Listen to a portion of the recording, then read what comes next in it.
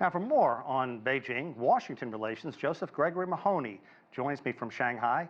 He is a professor of politics and international relations at East China Normal University. It's good to see you. Thanks very much. Thank you, Sean. Shangri La has now been billed as one of the most important defense dialogues and could very well go a long way in carving out the reach and security landscape for the far future. Your thoughts on what you've heard so far? Well, you know, it is a very positive report that the two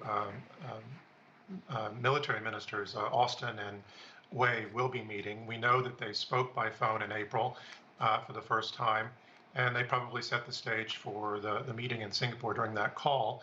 I think one of the things we're probably going to see is some probably very strong language from both men during their public speeches.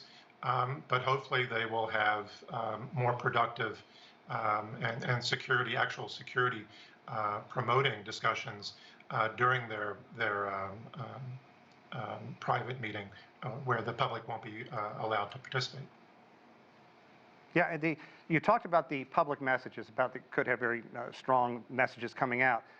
But there's a lot going on, including territorial disputes as well as the escalated Sino-United States rivalry.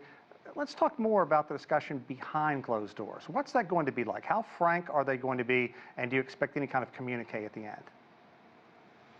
Well, you know, there are many points of contention that will no doubt be referenced in the speeches and then probably more substantively discussed behind closed doors.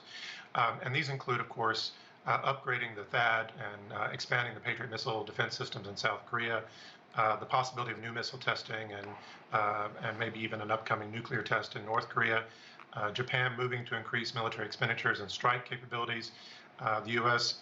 Providing arms and military services to Taiwan, as your lead-in noted, and then more provocatively, Biden saying the U.S. will intervene militarily if China attacks Taiwan. We know that on June 1st, China conducted a combat readiness patrol in the sea and air around Taiwan. We know there are continued frictions and close encounters in the South China Sea. The U.S. having initiated AUKUS and proliferating nuclear submarines to Australia, while still using its Quad and Indo-Pacific concepts, plus new economic incentives to try to build a larger strategic alliance against China. And then, of course, recently we have the increasing competition between both countries for security alliances and influence in the South Pacific. And then finally, with Ukraine in the background, the expanded cooperation between China and Russia, including the recent joint patrols with nuclear-capable strategic bombers when Biden was in Japan. I think all of these are quite a large amount, and all of them will be on the table in one respect or another. You know, I think that in a very fine setup to our interview, Mira Liu pointed out it's the elephant in the room. There will, of course, be speeches by key political leaders from Asia, defense leaders from various nations. But what do you make of the fact that the Ukrainian President Zelensky is slated to speak to the group virtually? What do you think he will say? And perhaps even more importantly, how will it be received?